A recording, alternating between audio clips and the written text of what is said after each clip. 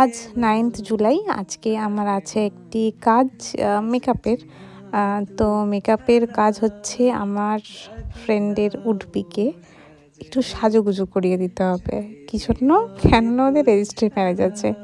এবার দেখে ভাবছো যে এত ঠান্ডায় এত জল কোথা থেকে এলো।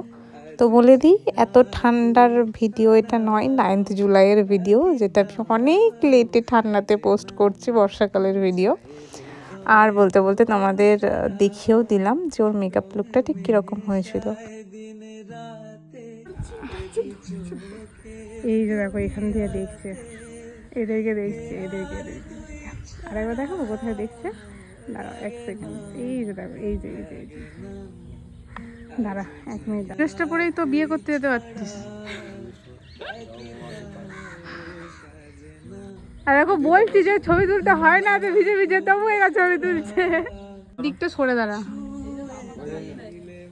নিজেরা ছাতা নিয়ে ছবি তুলছে। আর এদিকে আমাকে দেখো, ভিজছি। এই দেখো, চুল খুলছে। এ দারুণ লাগছে, দারুণ। এ ওকে বিয়ে করছে, ও ওকে বিয়ে করছে। কি আমার দিকে ভালো সত্যি খুলে দিয়েছে।